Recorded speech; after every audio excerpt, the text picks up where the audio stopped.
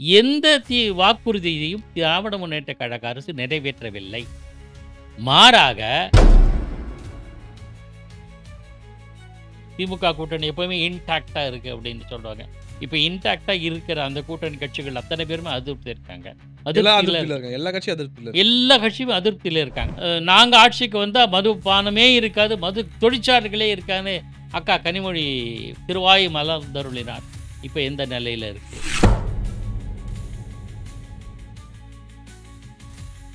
கடந்த காலம் வந்து அண்ணாமலை பாஜக தலைவராக இருந்தபோது மிக உத்வேகமாக பாஜக தமிழகத்தில் செயல்பட்டது. அதில் மாற்று கருத்தே கிடையாது. அவர் நீங்க அண்ணா எடப்பாடி கிட்ட எனக்கு பிடிச்ச அம்சம்னா, அவர் பெருசா ஒண்ணும் பேசிக்க மாட்டாரு. ஆனா செயல்ல காமிச்சிருவாரு.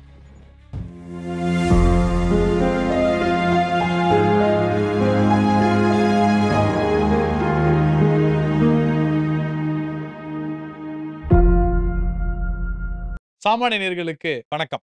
இன்றைய சிறப்பு விருந்தினர் பத்திரிகை உலக ஜாம்பவான். கிரவுண்ட்ல அவர் பார்க்காத எலெக்ஷனே கிடையாது.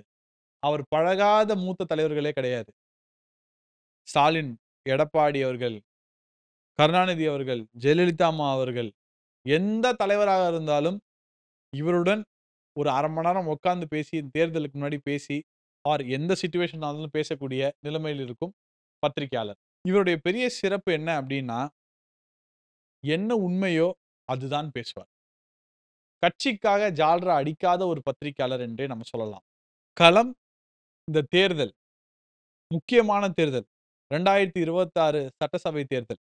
இந்த களம் எப்படி இருக்கு அப்படின்ட்டு அவரிடம் கேட்டு தெரிஞ்சு கொள்வோம்.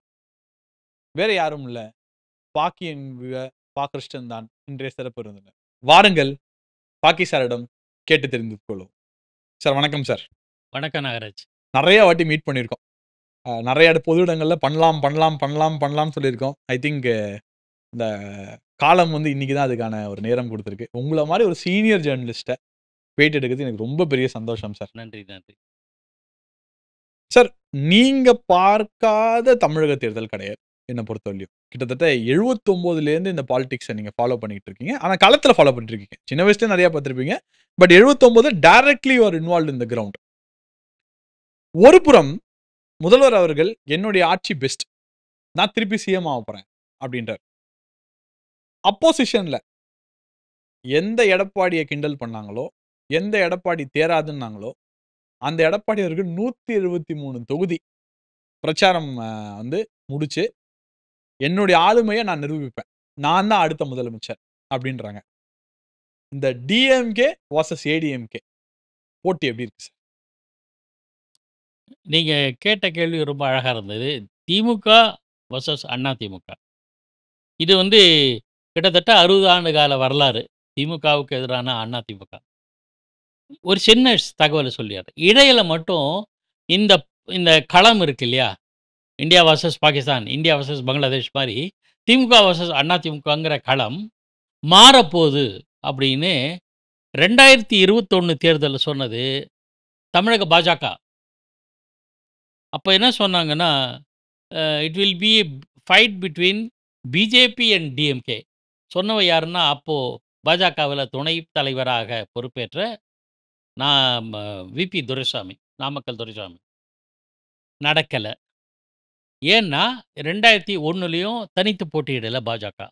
அதனால தனித்து போட்டியிடாதபோது திமுக வெர்சஸ் பாஜகங்கிற இதுவே அடிபட்டு போயிடுது.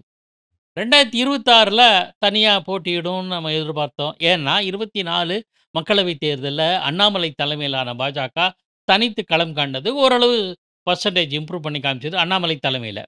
ஆனா 2026 சட்டப்பேரவைத் தேர்தல்ல அவங்க அதிமுக ஃபோல்டுக்கு போயிட்டாங்க. ஸோ அப்பவும் இல்ல.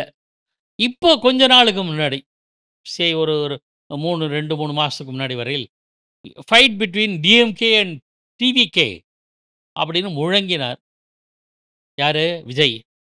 தாவேகாவுக்கும் திமுகவுக்கும் இடையில் தான் போட்டி. மத்தவங்க யாருமே இல்ல என்பது மாரி கொக்கரிச்சார். நான் அந்த வார்த்தைய பயன்படுத்துறேன். ஏன்னா, அவருக்கு அரசியலே தெரியாது. ஏதோ எக்ஸாமே எழுதாதவன் நான் தான் first rank, outstanding grade, distinction அப்படின்னு சொன்னா எப்படி இருக்குமோ அந்த மாரி சொன்னார். சரி போயிட்டு போறது. ஆனா கரூர் சம்பவத்துக்கு பிறகு அவங்களுக்கு என்ன எவ்வளோ மிகப்பெரிய பின்னடைவு வந்து போச்சு. ஸோ அவங்களும் பிக்சர்ல இல்ல. ஸோ எப்போ 1972, 73 திண்டுக்கல் மக்களவைத் தேர்தல் தொடங்கிச்சோ, அன்றிலிருந்து இன்று வரையில் பிக்சர் ஒண்ணு தான். திமுக வர்சஸ் அதிமுக. நீங்க சொன்ன கேள்வி சொல்லிட்டேன்னு நெனைக்கிறேன். சரி இந்த 2 பேர்ல யாருன்னா மாறி மாறி வந்திருக்காங்க. ஒரே சமயத்தில தொடர்ச்சியாக அதிமுக வந்திருக்கிறது. தொடர்ச்சியாக திமுக வந்ததில்லை. வந்ததாக சரித்திரம் இல்லை. 1967ல அண்ணா தலைமையிலான திமுகவும், 71ல கலைஞர் கருணாநிதி தலைமையிலான திமுகவும் தான் வந்திருக்கு. அதுக்கு பிறகு அது கூட 2 தலைமைகள் மாறி போச்சு. ஒரே தலைமையின் கீழான திமுக 2 முறை வெற்றி பெற்றதாக சரித்திரம் இல்லை. இது இப்போ சரித்திரம் ஆகும் அப்படின்னு கனவு காண்றார் மு.க. ஸ்டாலின். என்ன பொறுத்தவரையில் ஸ்டாலின் அவர்கள் நல்ல எண்ணத்தோடு இருக்கார், புதுசா சிந்திக்கிறார் அப்படின்னா கூட, என்ன செய்யறாங்கிறது தானே முக்கியம். அதாவது இப்போ உதாரணத்துக்கு ஒரு ராஜா வந்து புலவர் பாட்டு பாடினார்னா, "நல்லா இருக்கே, உனக்கு 1000 பொற்காசு தர்றேன்" அப்படிங்கிறாரு. இன்னொரு பாடல் பாடுறார், "அடடா அற்புதமா இருக்கே, 10,000 பொற்காசு தர்றேன்னு" சொல்றாரு. இன்னொரு பாட்டு பாடுறார், மிக பிரமாதமான பாடல், "இதுக்கு 1,00,000 பொற்காசு தர்றேன்னு" சொல்றாரு. தந்துட்டு தரேன், தரேன், தரேன்னு சொல்றாரு. நல்லா தான் இருக்கும். ஆனா தரல. எப்படி இருக்கும்? அப்ப புலவர் பாடுனதெல்லாம் வேஸ்ட்டு. நான் இந்த புலவர் பிளேஸ்ல மக்கள், ஓட்டு போட்ட மக்கள, அரசர் பிளேஸ்ல திமுக அரச சொல்றேன். எந்த வாக்குறுதியையும் திராவிட முன்னேற்றக் கழக அரசு நிறைவேற்றவில்லை. மாறாக சொன்னதையும் செய்வோம், சொல்லாததையும் செய்வோம்னு பிரகடனப்படுத்தினாங்க. சொ ப பிர பிரமாதமா விளம்பரப்படுத்தினாங்க. சொல்லாத எதெல்லாம் செய்தார்கள் தெரியுமா? கள்ளக்குறிச்சி, மரக்காணம் போன்ற இடங்கள்ல கள்ளச்சாராயம் தினமும் ஒரு சட்டம் ஒழுங்கு பிரச்சனை, பெண்கள் மீதான பாலியல் பலாத்காரம், காவல்துறையினரே செய்கிற பாலியல் வன்முறை, ஆ கல்விக்கூடங்கள் அண்ணா பல்கலைக்கழகம் மாதிரியான இடங்கள்ல ஏற்படுகிற பாலியல் பலாத்காரம், குற்றச்சம்பவங்கள், தினம் ஒரு கொலை. பல கொலைகளுக்கு இன்னும் தீர்வே காணல. தீர்வு காணவே முடியாது. அந்த மாரியான சம்பவங்கள் நெறைய. காவல்துறையினர் மன அழுத்தத்தினால் தற்கொலை செய்து கொள்வது, அல்லது பதவி விலகுவது, கஸ்டோடியல் டெத் குறிப்பா பட்டியலினத்தை சேர்ந்தவர்லாம் கஸ்டோடிக்கு இப்ப போலீஸ் கஸ்டடிக்கு போனா, அவங்களோட டெட் பாடி தான் வரும்ன்ற நெலைமை நெறைய இருக்கு. கூட்டணி கட்சிகள் ஆதங்கம் தெரிவிக்கும், வருத்தம் தெரிவிக்கும், எல்லாம் பண்ணும். இவ்வளவு சூழல்ல, கூட்டணி கட்சிகளே இன்றைய தினம் திமுகவோடு இருக்கிற இன்டாக்ட்ன்னு சொல்லுவாங்க. அவங்க ரொம்ப பிரமாதமா சொல்லிப்பாங்க. திமுக கூட்டணி எப்பவுமே இன்டாக்ட்டா இருக்கு அப்படின்னு சொல்லுவாங்க.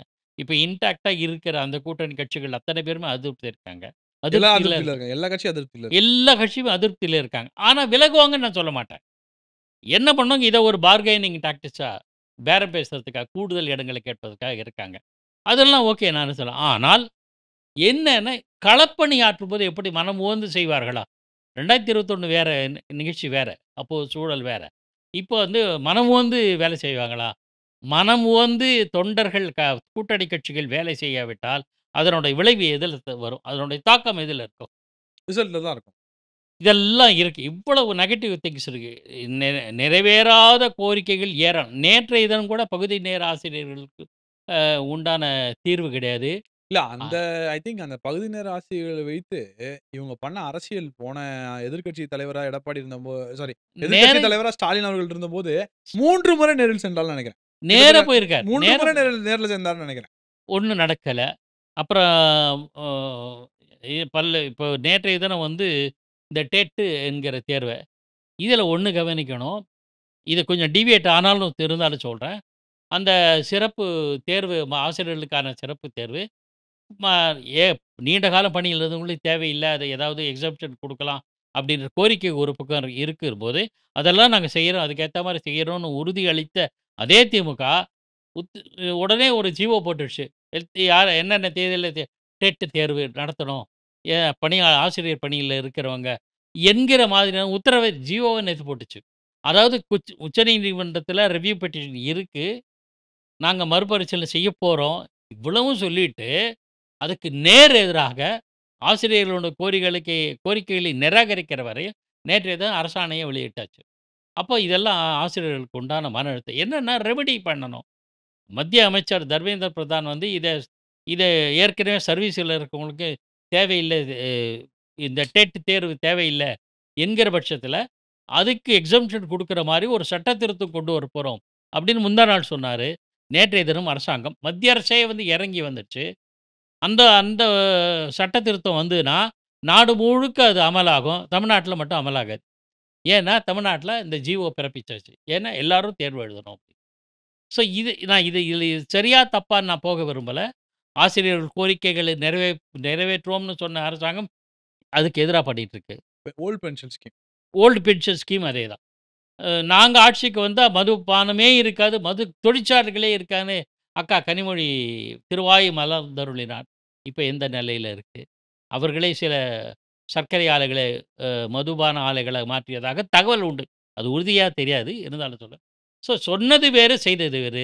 சொல்லாததையும் செய்தவர்கள் திராவிட முன்னேற்றக் கழகம் தான். இப்படி மக்களுடைய அதிருப்தியும், வெறுப்பும், கோபமும் நாளுக்கு நாள் அதிகரிச்சுட்டு இருக்கு. இந்த நிலையில அவங்க களம் காண்றாங்க. எதிர்ப்பக்கம் எடுத்துங்க. எடப்பாடி பழனிசாமி. ஒரு சில காலம் முன்பு எடப்பாடி பழனிசாமி உத்வேகமாக வேலை செய்யவில்லை. இயல்பு தான். நான் வந்து உண்மைன்னு ஒத்துக்கிறேன். ஆனா எந்த சூழல்ல அவர் இருந்தார்? கட்சி ஜெயலலிதா மறைவுக்கு பிறகு, அவர் கட்சியினுடைய பொதுச் செயலாளராக தேர்ந்தெடுக்கப்பட்டு இயங்கி வர்றார். உடனே அவருக்கு எதிரா ஒரு பக்கம் தினகரன், ஒரு பக்கம் சசிகலா. இப்போ அந்த தேர்தலுக்கு முடிஞ்சு இடையில பன்னீர்செல்வம் வெளியேற்றப்பட்டார். வெளியேறினார் எப்படி வேணா வச்சுக்கோங்க. அங்க அவர் முரண்பட்டார். இவங்க முரண்பட்டு வெளியில போறவங்கலாம், இவங்க தனி கட்சியா தொடங்காம, அதில தினகரன் தவிர, மற்ற எல்லாம் நாங்க தான் அதிமுகன்னு சொல்றாங்க. நாங்க தான் அதிமுகன்னு சொல்றாங்க. கட்சிக்கு எதிரா செயல்பட்டுறாங்க. இந்த குடைச்சல் வேற. நீங்க ஆட்சியில இருந்தாரு 4 1/2 வருஷம். அப்பவும் குடைச்சல். இப்போ ஒரு 4 1/2 வருஷம் இருந்திருக்காரு ஆட்சி இல்லாம எதிர்க்கட்சி தலைவர். இப்பவும் அவங்களுக்கு குடைச்சல் நீடிருக்கு. யாரு? அதிமுக பொதுச் செயலாளருக்கு எடப்பாடி பழனிசாமிக்கு. திடீரென்று க க எதிரே உதிர்ந்து போனவர்களெல்லாம் ஒன்றிணைப்போம்ன்ட்டு அவங்க கட்சிக்காரங்கலாம் திரண்டிருக்காங்க. இவ்வளவு குடைச்சலுக்கு நடுவுல நான் வந்து அது சரியா தப்பான டிபேட்டுக்கு போக விரும்பல. இப்படியெல்லாம் தொல்லைகள் இருக்கு. இவ்வளவு தொல்லைகளுக்கு நடுவிலும் கட்சியை கட்டுக்கோப்பாக நடத்துறார். கட்சி தொடர்ந்து வெற்றி வாய்ப்பை பெறவில்லை என்பது ஒரு பக்கம் விமர்சனத்துக்கு ஆளானாலும், வாக்கு சதவீதம் பெருமளவு சரியவில்லை 2. சட்டப்பேரவையில எத்தன பேர் இருக்காங்க அதிமுக? 66 பேர். அதாவது அதிமுக 76 பேர் ஆ டோட்டல் கூட்டணி. கூட்டணி கட்சியில். அது இல்லாம பார்த்தீங்கன்னா, இவருக்கு மட்டும் 66 அதில 3 இந்த பக்கம் ஓபிஎஸ் பக்கம் போனா கூட அவங்க ரெட்டையில இருந்து ஜெயிச்சவங்க தான். அதனால நம்ம எதுவும் பண்ண முடியாது. ஜெயிச்சிருக்காங்க. நான் என்ன சொல்றேன், இந்த அத்தனை பேரும் எடப்பாடி பழனிசாமியினுடைய முயற்சியினால் வெற்றி. இப்போ கடந்த காலம் வந்து அண்ணாமலை பாஜக தலைவரா இருந்தபோது, மிக உத்வேகமாக பாஜக தமிழகத்தில் செயல்பட்டது. அதில மாற்று கருத்தே கிடையாது. சொந்த கால்ல நிக்கணும், வேகமா போனாங்க. இது வந்து ஆளும் திமுகவுக்கே பீதியை தந்தது. அதனால தான் துரைமுருகன் சார் பிசாசு மாரி வளருது அப்படின்னு பாஜக சர்டிஃபிகேட் குடுத்துடுறாரு. சர்டிஃபிகேட் மட்டும் இல்ல, பயமும் கூட. ஐயோ! இவங்க வளர்ந்துருவாங்கன்ட்டு. அவங்க எப்போ நிம்மதி பெருமூச்சு விட்டாங்க தெரியுமா? திமுகவினர். அண்ணாமலை பாஜக தலைமை பதவிக்கு போட்டியிடவில்லை. நயினார் நாகேந்திரன் மட்டுமே போட்டியிட்டார். ஏகமனதாக தேர்ந்தெடுக்கப்பட்டார். செய்தி வந்ததுல்ல. அன்னைக்கு நிம்மதி பெருமூச்சு விட்டவர்கள் திமுகவினர். நிச்சயமா. அப்பாடா! அண்ணாமலை இல்லையா? இனிமே பாஜகவுக்கு யார் வந்தாலும் பரவால்ல சமாளிச்சிடலாம். என்கிற மனநிலையில இருந்தாங்க. அந்த ஸ்பேஸ் இருந்ததுல வெற்றிடம் வந்தது இல்லையா? அந்த வெற்றிடத்தை மீண்டும் பிடித்து விட்டார் எடப்பாடி பழனிசாமி. அண்ணாமலை போனதுக்கு அப்புறம் அந்த ஸ்பேஸ வந்து எடப்பாடி பழனிசாமி ஸ்பீடு பிடிச்சிட்டாரு. 4த் கியர், 5த் கியர்ல போக ஆரம்பிச்சுட்டார். ஜூலையிலேருந்து ஏப்ரல்ல பாஜக தலைமை மாறிச்சு. கரெக்ட்டா? ஜூலையிலேருந்து தொகுதி தொகுதி எல்லா கிட்டத்தட்ட 180 180ன்னு நெனைக்கிறேன். 180 தொகுதிகளில அதிமுகவோட பரப்புரையை வெற்றிகரமா நடத்திட்டார். கூட்டமும் நல்லா எல்லா இடங்களும் நல்ல கூட்டம். கூட்டம். மக்கள் வரவேற்பு. சில இடங்கள்ல தாவேகாவினரே நெருங்கி வந்துட்டாங்க. இப்ப தாவேகா பின்னடைவு சந்திச்சிருக்கிறது. அவங்களுக்கு போக்கிடம், புகலிடம் அதிமுக. அப்ப அவங்களுக்கு ஸ்ட்ரென்த் கூடுது. அவர் நீங்க எடப்பாடி கிட்ட எனக்கு பிடிச்ச அம்சம்ன்னா, அவர் பெருசா ஒண்ணும் பேசிக்க மாட்டாரு. ஆனா செயல்ல காமிச்சுருவாரு. எப்படிங்கிறது ஒரு சின்ன உதாரணம் சொல்றேன். அண்ணாமலை பாஜக தலைவர் பதவியிலேருந்து இறங்கின நிலைமை மாறின பிறகு, அந்த ஸ்பேஸ எடப்பாடி பழனிசாமி கரெக்ட்டா பிடிச்சுக்கிட்டாரு. நீங்க இது பாஜக மாநில தேர்தல் நடந்தது எப்போ? ஏப்ரல். ஜூலையிலேருந்து பிரச்சாரத்தை பரப்புரை தொடங்கிட்டார். 180 தொகுதிகள்ல விடாம பிரச்சாரம் செய்றாரு. நல்ல கூட்டம். இன்னும் சொல்லப்போனா தாவேகா தொண்டர்களே அந்த பக்கம் வர்றாங்க. அந்த அளவுக்கு ஸ்ட்ராங் ஆயிட்டாரு. திமுக ஆட்சியில அவருக்கு இடையூறு குடுத்ததாக அவரே சொல்லியிருக்காரு. அந்த இடையூறையும் மீறி அவரு பரப்புரையை தொடர்ந்து மேற்கொள்றாரு. உதாரணத்துக்கு ஒரு சில இடங்கள்ல ஆம்புலன்ஸ் விட்ட கதையெல்லாம் தெரியும். அதையும் ஜெயிச்சுட்டாரு. தொடர்ந்து பிரச்சாரம் செஞ்சு வர்றாரு. ஆளுங்கட்சிக்கு எதிரே நேற்றைய தினம் சட்டப்பேரவையில கூட ரொம்ப ஸ்ட்ராங்கா பேசியிருக்காரு. தரவுகள் விஷயத்துல. சார், ஆனா இந்த திமுக ஆட்சிக்கு வந்து கூச்சமே இல்லையான்னு தான் ஒரு கேள்வி வருது. கரூர் விஷயம் வந்து கண்டிப்பா டிஸ்கஷனுக்கு உட்பட்ட வேண்டிய விஷயம்.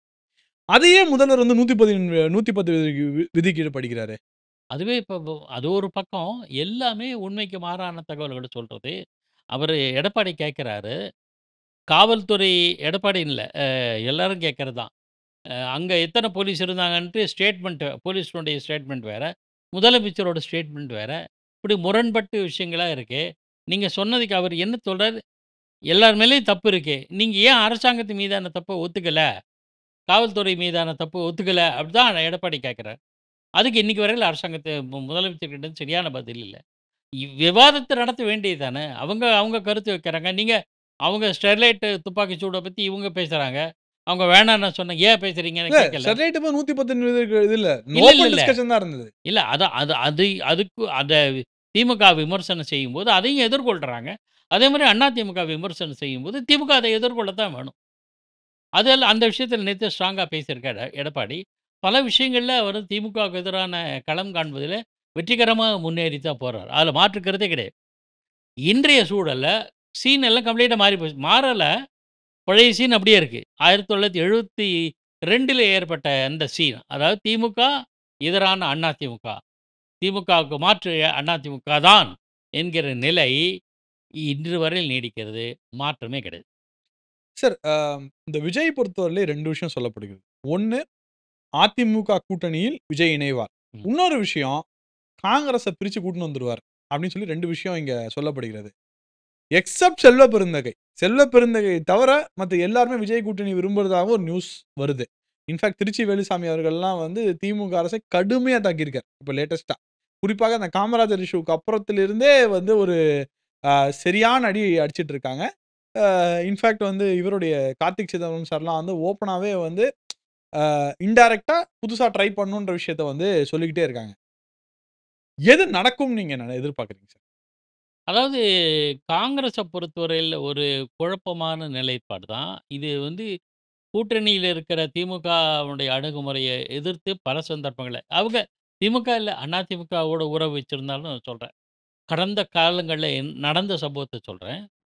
1996ல காங்கிரஸும் அதிமுகவும் கூட்டணியில இருக்கும்போது அதிமுக மீதான ஊழல் புகார் கடுமையா அதிகரிச்சதுனால, மக்கள் வெறுப்பு அதிகரிச்சதுனால, காங்கிரஸ் தலைமையை தாங்கிய அ ராஜ இவரு வாழப்பாடி ராமமூர்த்தியோ, ஜி.கே. மூப்பனாரும் 2 பேருமே அதிமுக தீவிரமா எதிர்க்க ஆரம்பிச்சாங்க. காங்கிரஸ் கட்சி அதிமுகவோட கூட்டணி வைக்கக்கூடாது என்கிற உறுதியில மூப்பனார் இருந்தார். ஆனா, காங்கிரஸ் மேலிடம் அதிமுகவோட உறவு வச்சுக்கிட்டு, அந்த கோபத்தில தான் அதுக்கு முன்னாடியே இவரு தமிழக ராஜீவ் காங்கிரஸ்ன்னு இவர் தொடங்கிட்டாரு. வாழப்பாடி ராமமூர்த்தி. நரசிம்மராவ எதிர்த்து வெளியில வந்தாரு. மூப்பனாரும் அதே நரசிம்மராவுக்கு நெருக்கமாக ஒரு காலத்தில் இருந்த மூப்பனாரும் கோபத்தோடு வெளியில தமிழ் மாநில காங்கிரஸ் தொடங்கினார். ஸோ கட்சி மேலிடம் இருக்குல்ல, டெல்லி மேலிடம், அத நம்பவே முடியாது. தமிழ்நாட்ல கூட்டணியால் அதிகமாக அவமானப்படுவது ஒரே தேசிய கட்சி காங்கிரஸ் கட்சி தான். இவங்க எப்போ 1980லேருந்து உறவு வச்சுக்கிட்டாங்களோ, ஏதாவது இந்த கழகங்களோடு பெரும்பாலும் திமுக, அதிமுக 2 இதுலயும் 2த்தினாலயும் அவங்க அவமானப்பட்டுக்கிறார்கள். அவமானப்பட்டு உள்ள புழுங்கிட்டு தான் இருப்பாங்களே தவிர, ஒரு துணிச்சலோட வெளியில ஃபைட் பண்ணுகிற துணிவு தமிழக காங்கிரஸ் கட்சியினருக்கு இல்லவே இல்லை. நீங்க செல்வ பெருந்தகைய சொல்றீங்க, மத்த கட்சிகள் நாங்க தரவுல உள்ளாட்சி தேர்தல் நடந்தது. உள்ளாட்சி தேர்தல வென்ற பிறகு கூட்டணி கட்சிகளுக்கு தராமல் திமுகவினரே அந்தந்த பதவிகளை ஏற்றுக்கொண்டார்கள். உங்களுக்கு நல்லா தெரியும். அப்ப திருமாவளவனும் பொங்கினார், வருத்தப்பட்டார், புலம்பினார். வருத்தப்பட்டதோடு சரி, புலம்புறதோடு சரி. கே.எஸ். அழகிரி சார் எங்களை நடத்துகிற விதம் எங்களுக்கு வருத்தத்தை தருகிறதுன்னு ஒரு புலம்பல் புலம்பினார். புலம்புவாங்க, அழுவாங்க, அதிருப்திய சொல்லுவாங்க. அப்படியே உட்டுருவாங்க. இப்போது கூட கடந்த காலத்தில யாவது நிலைமை வேற. என்ன பண்ணுவாங்கன்னா கூட்டணி 2001 2006ல 96 சீட் வச்சு தான் கலைஞர் கருணாநிதி ஆட்சி புரிச்சார். எந்த கூட்டணி கட்சி ஆதரவு வித்ட்ரா பண்ணாலும் ஆட்சி கவுந்து போயிடும். அப்பேற்பட்ட சூழல்ல ஈவி.கே. இளங்கோவன் கூட்டணி ஆட்சின்னு சொல்லி வச்சார். அமைச்சரவையில் பங்குலாம் கேட்டு பார்த்தார். கலைஞர் என்ன பண்ணாரு? அதெல்லாம் விட்டுட்டு நேரா டெல்லிக்கு போயிட்டார். சோனியா காந்திக்கு, ராகுல் காந்தி இந்த மாரி ஆட்கள புடிச்சு, இந்த மாரி உங்க ஆளுங்க கேட்குறாங்க வாய மூடிக்க சொல்லுங்க. இதே 1980லேருந்தே இப்படி நடந்துட்டு இருக்கு. இவங்க அதுக்கப்புறம் அடக்கி வாசிச்சுட்டாங்க. ஆதரவு மட்டும் குடுத்துருந்தாங்க. அதாவது நான் உனக்கு ஆதரவு குடுப்பேன். நீ நல்லா ஆட்சி நடத்தணும். எல்லா சுகத்தையும் அனுபவிக்கணும். நான் உங்களுக்கு ஆதரவு குடுப்பேன்னு காங்கிரஸ் மேலிடமே இந்த மாரி தலையசைக்கிறது. அப்படி இருந்தா எப்படி இருக்கும்? இதே சூழலை இப்போதும் கடைபிடிக்கிறார்கள். ஆனா ஒரே ஒரு நம்பிக்கை தெரியுதா? நம்பிக்கை கூட முழுமையா தெரியுமான்னு தெரியல. ஏன்னா, அப்போது காங்கிரஸ் மத்தியில ஸ்ட்ராங்கா இருந்த காலத்திலே அப்படின்னா, இப்போ மத்தியில ஒண்ணும் பெருசா தேசிய அளவு காங்கிரஸ் ஸ்ட்ராங் கிடையாது. ஏன்னா, எல்லா மாநிலத்திலும் ஆம் ஆத்மியோ, திரிணாமுல் காங்கிரஸோ, மற்ற கட்சிகளோ பீகார் உள்பட அவங்களோட தோழமை கட்சிகள்லாம் உங்களெல்லாம் மதிக்க தயாரா இல்லன்னு வெளிப்படையா சொல்றாங்க. கூட்டணிய பத்திய விஷயத்தில கவலையே படுறது காங்கிரஸ சட்டப்படுறதே கிடையாது. இவ்வளோ பலவீனமா இருக்கிற சூழல்ல, தமிழ்நாட்டில திமுக மட்டும் தான் நமக்கு ஆதரவா இருக்கு. அவங்க குடுக்கிறத வாங்கிக்கலாம். அவங்க கிட்ட வேணா 2 சீட்டு, 3 சீட்டு கேட்கலாம். என்கிற நிலைமை தாழ்ந்து இருக்கிறதுனால, இப்போது அவங்க என்ன புலம்பினாலும், மாற்று கருத்து சொன்னாலும், கார்த்திக் சொல்லலாம், கே.எஸ். அழகிரி சொல்லலாம், திருச்சி வேலுசாமி சொல்லுங்க. அவர் தேசியவாதி. நீண்ட காலம் தேசிய கட்சியில இருக்கிறவர். அப்பழுக்கு இல்லாதவர். அவரு காமராஜர் காலத்திலேருந்து தீவிரமா இருக்கார். அந்த மாரி ஆட்கள் கோவமா பொங்குவாங்க. அவ்வளோதான். அவங்களுக்கு என்ன கிடைக்கும்? ஒண்ணும் கிடைக்காது. அந்த மாரியான சூழல் தான் இருக்கு. இதுக்கெல்லாம் முத்தாய்ப்பாக தமிழக காங்கிரஸ் கட்சியினோட தலைவர் திமுகவினோட அணியைப் போல செயல்படுகிறார். செல்வ பெறுதுக்கு. ஒரு படி மேல திமுக வட்ட செயலர், மாவட்ட செயலர் எப்படி செயல்படுவாரோ, அந்த மாநில செயலர் எப்படி செயல்படுவாரோ, கிட்டத்தட்ட அதுக்கு இணையா திமுகவுக்கு இன்னொரு மாவட்ட செயலாளர். அப்படி இருந்தா இந்த கட்சி எங்க ஜெயிக்கும்? இதையெல்லாம் புரிந்து கொண்டு இந்த கட்சி அ காங்கிரஸ் கட்சி தனக்கு அ ஏதாவது ஆறுதல் கிடைக்குமான்னு பக்கம் போக விரும்புது. தவைக்க அதுக்கு எந்த விதமான ரியாக்ஷனும் சொல்லல. காங்கிரஸை அவர்கள் எதிர்க்கவில்லை. எதிர்த்து எந்த இடத்துலயும் விஜய் பேசல. ஆனால் அவங்களுக்கு முழுக்க இது ஆதரவு குடுத்துருவாங்களா? அவங்களால ஏதாவது இவங்களுக்கு தான் பலன் இருக்குமா? ஒண்ணும் கிடையாது. மாறாக அதிமுக கூட்டங்கள்ல நீங்க அது எதுக்கு அதிமுகவினுடைய பரப்புரை கூட்டங்கள்ல, எடப்பாடி பங்கேற்ற கூட்டங்கள்ல தாவேகாவினர் தொண்டர்கள் வாலண்டரா போறாங்க. தன்னெழுச்சியா போறாங்க. ஒருவேளை கட்சி மேலிடம் அது கூட வதந்தி தான். சரியான உறுதி செய்யப்படாத தகவல். கட்சி மேலிடம் வந்து இந்த மாரி தாவேகா கொடியுடன் எங்க கட்சி தொண்டர்கள் பிற கட்சி கூட்டங்களுக்கு போகக்கூடாது அப்படின்னு உத்தரவு போட்டதா வதந்தி தான். உறுதியா தெரியாது. அந்த கட்சி தலைவர்கள் யாரும் பேலன்சிங் மூவ் தான். அவ்வளவுதான். அது வதந்தி. அது உறுதியா தெரியாதுங்கிறேன். அது யாருக்கு திமுக ஐடிவிங்க கூட வெளியிட்டுருக்கலாம்ல. அது தெரியாது. அது ஒரு பக்கம் இருக்கட்டும். இருந்தாலும் தாவேகா நினைக்கிறது காங்கிரஸ் பக்கம் இப்போ பிரயோஜனம் இல்ல. ஆ பாஜக நம்ம சொல்லிட்டோம். அதனால கொஞ்சம் அடக்கி வாசிப்போம். அது ஒண்ணும் இது இல்ல. சரி அதிமுக இப்போ உற்சாகமா வேலை செய்யுது. சரி அவங்களோட டை அப் வச்சுக்கலாம். நமக்கு ஒரு சேஃப்டி. பாதுகாப்பு.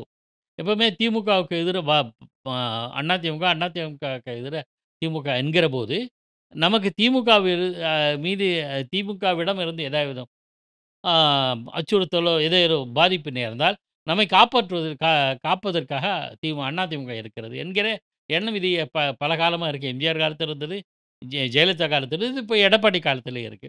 ஸோ, அவங்க இந்த பக்கம் நெருங்குவதற்கான சாத்தியக்கூறுகள் நெறைய இருக்கு. 2வது இதை விட முக்கியமானது கரூர் சம்பவம் தானே இப்ப தாவேகாவினோட பின்னடைவுக்கு காரணம்.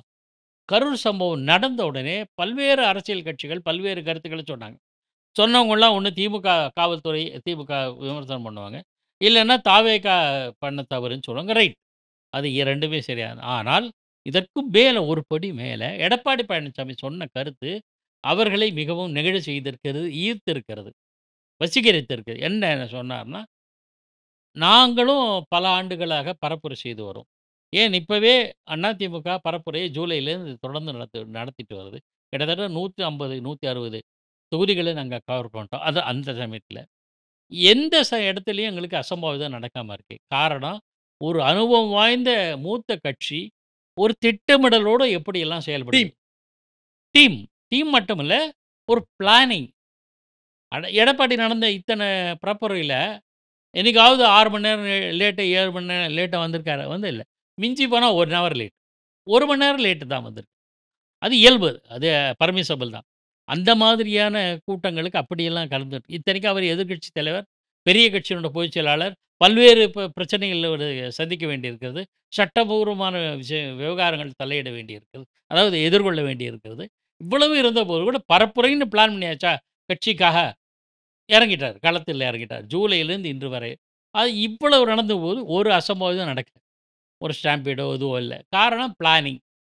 அதுக்கு எப்படி பிளானிங்? அனுபவம். இந்த கட்சியில இப்ப அவரே வந்து 40, 50 ஆண்டுகளுக்கு மேல இருக்காரு. கட்சியில 40 ஆண்டுகளும் மேல இருக்காரு. கட்சியும் 54 வருடம் கண்ட பழமையான, மிக வலிமையான கட்சி. எங்க கிட்டேருந்து கத்துக்கங்கன்னார். இவ்வளவு விஷயம் முக்கியம் இல்ல. எடப்பாடி சொன்னாரு, "எங்க கிட்டேருந்து கத்துக்கங்க. How friendly statement it is. How fatherly statement." ஒரு தந்தையைப் போல, ஒரு ஆசிரியரைப் போல, ஒரு நண்பனைப் போல, "எப்பா நீங்க வேறையோ, நான் வேறையோ இருந்தாலும் இந்த மாரி அசம்பாவிதம் வரலாம். உங்களுக்கு புதுசா களத்துக்கு அரசியல் களத்துக்கு இப்ப தான் வந்திருக்கீங்க. கத்துக்கங்கய்யா எங்க கிட்டேருந்து." இந்த சொல்றதுக்கு எவ்வளோ மனப்பக்குவம் வேணும்? "எங்கள பாரு, நான் எவ்வளோ பெரிய ஆளு" அப்படின்னு பெருமைப்பட்டிருக்கிறது அரசியல்வாதிகளோட இயல்பு. எல்லா அரசியல்வாதிகளும் சொல்லலாம், "நாங்க பெரிய ஆளு. நாங்க பாத்தியா எவ்வளோ பெர்ஃபெக்ட்டா பண்றோம்." அப்படின்னு பெருமைப்பட்டுப்பாங்க. மாறாக, ஓகே நாங்க இவ்வளோதான் பண்ணோம். இவ்வளோ 54 வருஷம் பழமையான கட்சி. எங்க கிட்ட நீங்க கத்துக்குங்க. அப்படிங்கிறதுல ஒரு எவ்வளவு நட்பும், பக்குவமான ஸ்டேட்மெண்ட். இதுதான் என்ன கவர்ந்திருக்கிறது. தாவேகா தொண்டர்களுக்கெல்லாம் ஒரு மன ஆறுதல். அடடா! நமக்கு வழிகாட்டுறதுக்கு ஒருத்தர் ஒரு கட்சி வந்திருக்கு. ஸோ அத ஃபாலோ பண்ணுவோம். அதன் அடிப்படையில் அந்த கட்சியோடு இணைவோம். இதுதான் இது வந்து எடப்பாடியினுடைய மன முதிர்ச்சியை காட்டுகிறது. ஸோ இது வந்து இந்த சூழல்ல பார்த்தீங்கன்னா, அதிமுகவோட அலைன்ஸ்ல போறோம் என்னன்னு நாளைக்கு தோணும். அப்படி தாவேகாக்கு தோணினா புத்திசாலித்தனம். அப்படி தோணவில்லை என்றால் கடை சூசைட். மூடிடலாம். சூசைட். கடை மூடிடலாம். கடைய மூடிடலாம். கடை மூடிட்டு போயிடலாம். மறுபடியும் வேற ஏதாவது ஜனநாயகம் மாரி ஏதாவது படத்தில நடிக்க போலாம். நீங்க நடிச்சிருக்கீங்களா சார்? இது ஒன்று தான் இல்ல நான் எப்பவுமே நடிக்கிறதில்ல வாழ்க்கையில. இல்ல, இல்ல. ஜனநாயகத்துல நடிச்சிருக்கீங்களான்னு இல்ல. கேட்டேன். அ எதுக்கு சொல்றேன்னா, விஜய் புதுசா அரசியல் களத்துக்கு வந்தார். யார் வேண்டுமானாலும் வரலாம். கற்றுக்கொள்ள வேண்டியது என்ன? யாரிடம் வந்து கற்றுக்கொள்ள வேண்டும்? எந்த சூழ்நிலையில் கற்றுக்கொள்ள வேண்டும்? என்பதை எடப்பாடி, அதிமுக பொதுச் செயலாளர் எடப்பாடி அழகாக உணர்த்தி விட்டார். ஆக அவங்களோட நெருங்குவது ரைட்டு. சரி, அப்ப நீங்க ஒரு கேள்வி கேட்கலாம். உங்க கேள்விய நானே கேட்றேன்.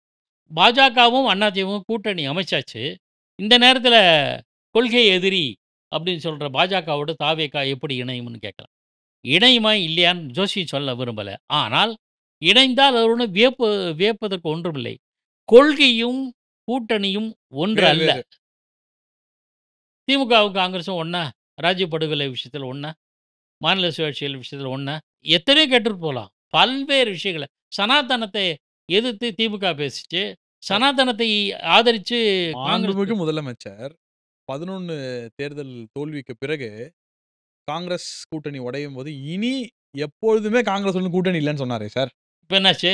இப்போ காங்கிரஸ் இல்லன்னா பிரதர் தோல்வியே வந்துரும். பிரதர் ராகுல் பிரதர் காந்தின்னு ராகுல். பேசுறார். ஆமா. ஆக கொள்கை வேற, கூட்டணி வேற. சரி, இது இது இப்படி சொல்றீங்க. நான் என்ன சொல்ல, மகாராஷ்டிரால உத்தவ் தாக்கரே எந்த கட்சி? அவரோட கட்சியினோட கொள்கை என்ன?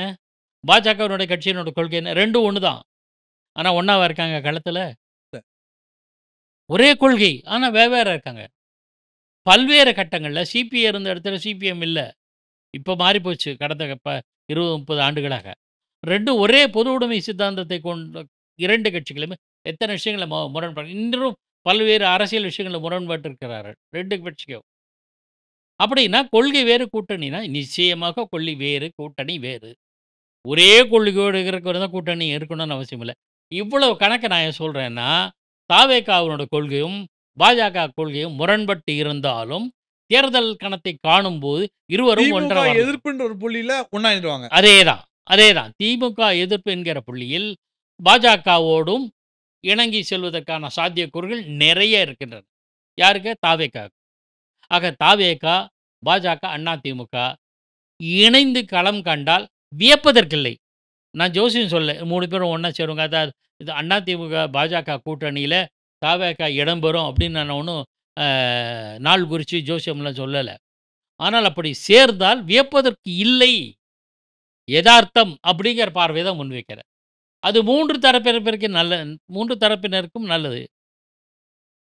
நாளைக்கு ஒருவேளை விஜய்க்கு அவருடைய ரசிகர்கள் எல்லாம் அ வாக்களித்து ஒரு பெரிய மாற்றம் பெரிய வோட் பேங்க் அமைஞ்சா, அது அதிமுக, பாஜகவுக்கு நல்லது. திமுகவுக்கு பாதகமானது. திமுகவை எதிர்த்து யார் களம் காண்கிறார்கள்? தாவேகா. திமுகவை எதிர்த்து போட்டியிடுவர் களம் காண்பவர்கள் யார்? அதிமுக. திமுகவை எதிர்த்து களம் காண்பவர்கள் யார்? பாஜக.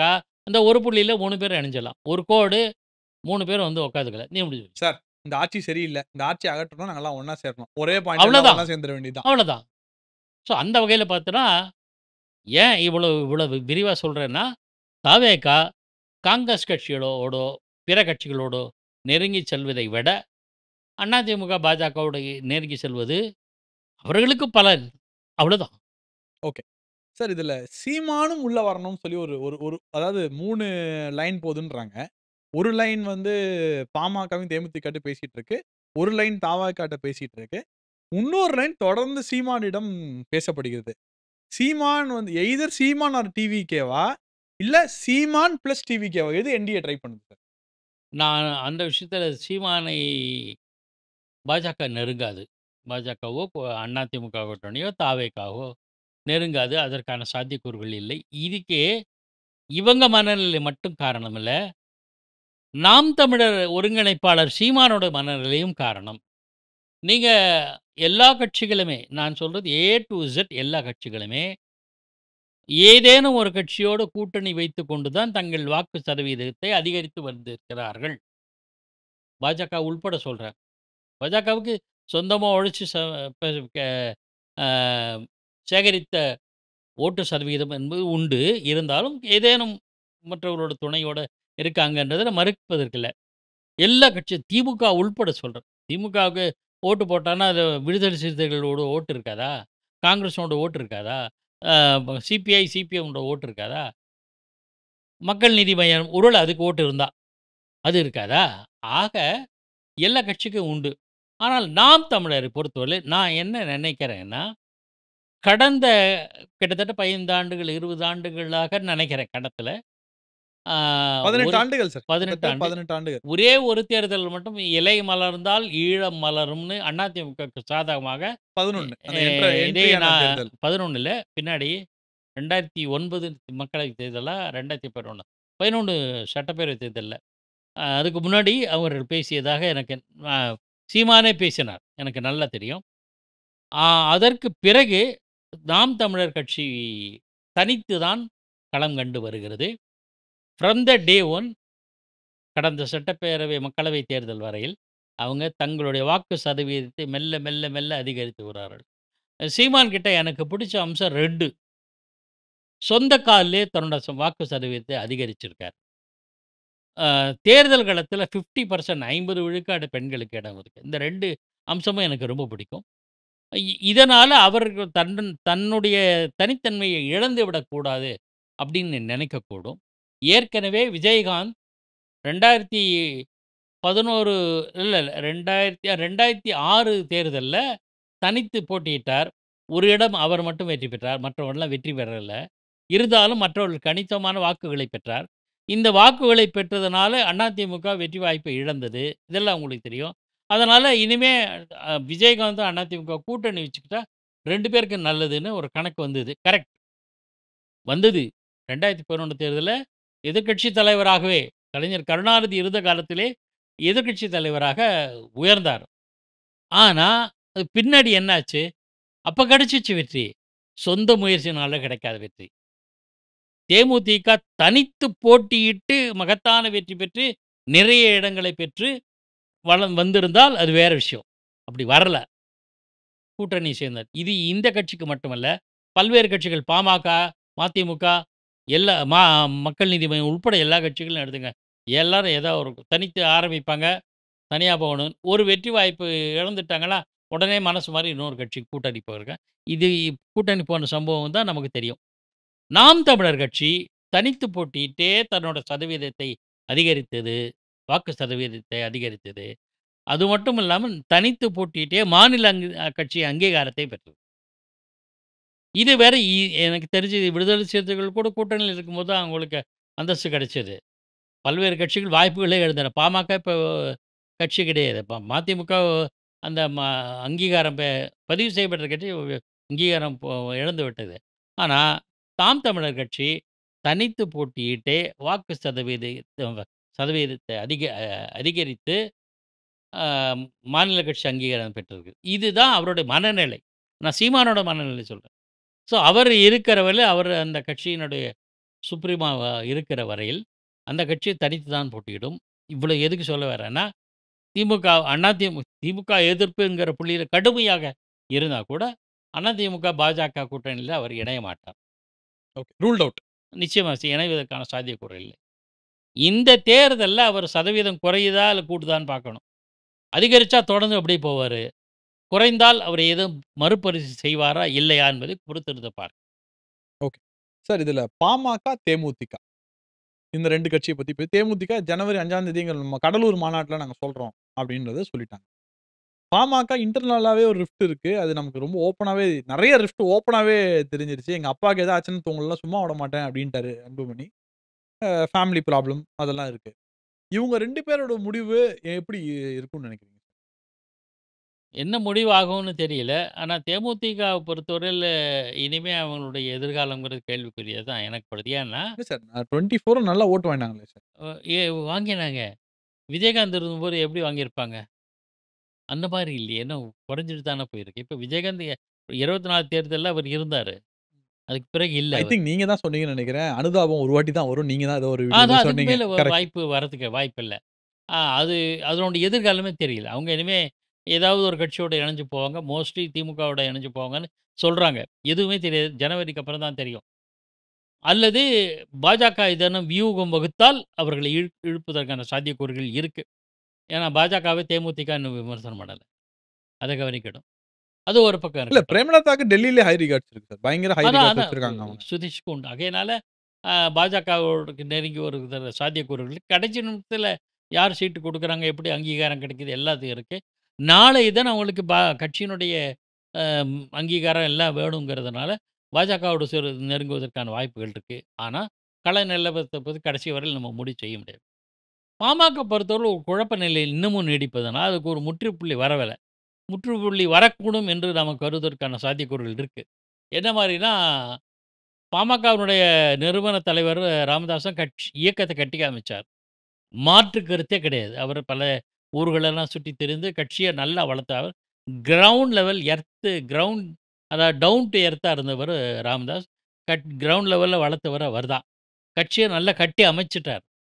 ஆனா, கட்சி நாளைக்கு யார் கைக்கு போகும் அப்டின்னா, என்னுடைய யூகம் அன்புமணி கைக்கு தான் போகும். என்னோட யூகம்.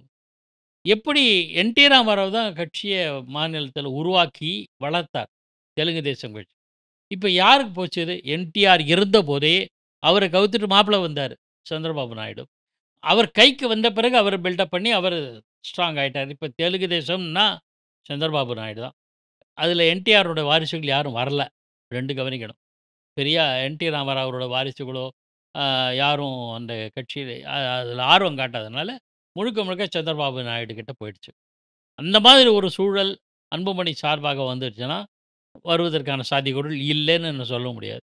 ஆனா, கட்சிய வளர்த்து, கட்டி அமைச்சு, வோட் பேங்க் கிரியேட் பண்ணி, பல்வேறு சாக்ரிஃபைஸ் பண்ணவரு ராமதாஸ். மாற்று கருத்து கிடையாது.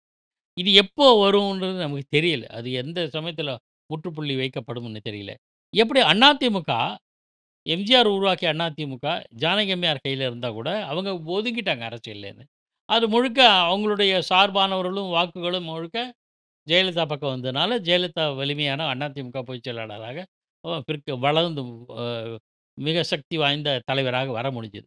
அந்த மாரி இவர் ஏதேனும் ஓய்வு பெறுவாரா? இல்லையா? அ காரணங்கள் நமக்கு எதுவும் தெரியல. அதுக்கு ஒரு ராமதாஸினுடைய முடிவை எதிர்நோக்கி பாமகவினுடைய எதிர்காலம் அமைஞ்சிருக்கு. இன்று வரை. எஸ் அப்படின்ட்டார்னா, ஓகே ஐ எம் ரிட்டயரிங் அப்படின்னு ஒரு வார்த்தை சொல்ட்டார்னா, கம்ப்ளீட்டா சீன் மாறிடும்.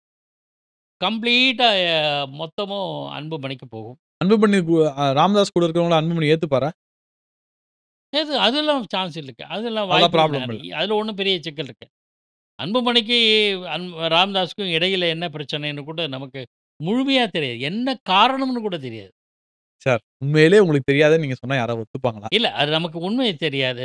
வெளிப்படையா எதையும் சொல்ல முடியாதுல்ல. சரி, ஓகே. ஆனா அந்த பிரச்சனைகளுக்கெல்லாம் முற்றுப்புள்ளி எப்போ வருது? பிரைவசி அவ்வளதான். விட்டுருவோம். இல்ல இப்ப நான் அதுக்கு அந்த இதுக்கே போகல நானு.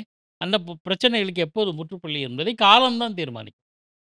ஸோ அப்படி வரும்போது, ஒரு வேளை அதுக்கு ஒரு எண்டு கார்டு போட்டுட்டா, தீர்வு வந்துவிட்டால், அந்த பாமக, அதிமுக, பாஜக கூட்டணியில் இடம்பெறும். நம்ம பாயிண்ட்டு பாமக பற்றி அல்ல. பாமகவுக்கு ஒரு முழுமையான இறுதி தீர்வு வந்துவிட்டால், அந்த தீர்வு பெற்ற பிறகு கிடைத்த பிறகு, பாமக யார் பக்கம் போவாங்க அப்படின்னா, நிச்சயமாக அதிமுக, பாஜக பக்கம் தான் போகும். சார், நம்ம நிகழ்ச்சியோட கிளைமாக்ஸ் கொஸ்டின். அண்ணாமலை பாஜகவுக்கு ஒரு ட்ரம்ப் கார்டா இருந்தார். இப்போ இருக்கிற கூட்டணிக்கும் அவர் ட்ரம்ப் கார்டா?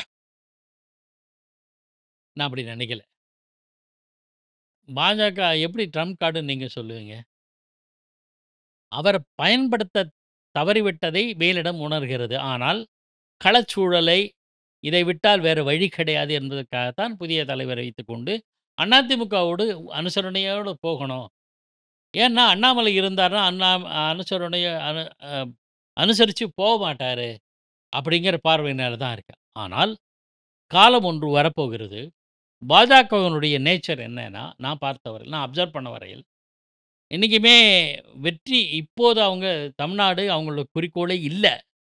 அதனால தான் அவங்களோட டார்கெட் வந்து திமுகவ வெளில அனுப்பணும். நமக்கு சாதகமான ஒரு கட்சி இருக்கணும். அதுக்காக அதிமுகவோட அலையன்ஸ் பண்றாங்க. நாளைக்கு அதிமுக, தாவேகா வரும். இதெல்லாம் ஒரு வரலாம், வரலாம், வராம போகலாம். அத பத்தி இல்ல. ஸோ இந்த களத்தில இருக்காங்க. தமிழ்நாட்டில் ஆட்சியை பிடிக்க வேண்டும் என்கிற எண்ணம் பாஜகவுக்கு இன்று இல்லை.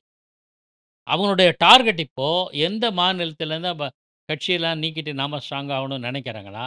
இப்ப நேற்று ஒரிசாவ நினைச்சாங்க, நிறைவேற்றிட்டாங்க.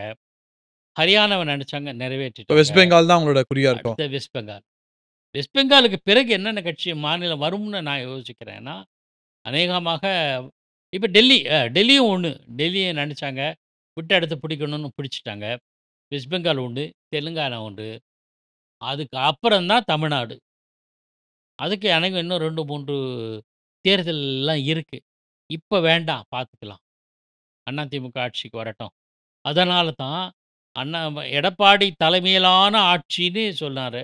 அதிமுக தலைமையிலான அரசுன்னு சொன்னவர் யாரு? அமித்ஷாவே சொன்னார். So he is very keen.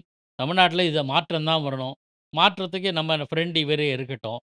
நாம வரணுங்கிறது பின்னாடி பார்த்துக்கலாம். இப்ப அவருடைய இது இல்ல. தள்ளி வச்சுட்டாங்க. எப்போ வரும்? அப்போ ஒரு சூழல் வந்தனா, எந்த கட்சியுமே வேண்டாம். பாஜக தான் தமிழ்நாட்டை ஆள வேண்டும் என்கிற முடிவை ஆ இப்போ எல்லா தேர்தலும் முடிச்சு கடைசியா வர்றாங்க இல்லையா? அப்படி முடிவை பாஜக மேற்கொள்ளும்போது, மீண்டும் பாஜக தலைவராக அண்ணாமலை வரக்கூடும். இது என்னோட பார்வை. ஏன்னா, அதிருப்தியில் உடனே எல்லாரும் நெறைய பெட்டு போட்டு விட்டாங்க. அண்ணாமலை தனி கட்சி ஆரம்பிப்பார். ஏதோ மூப்பனார் மாரி. மூப்பனார் காலத்தில அதிமுகவுக்கு எதிரான கோபம் என்பது வேறு.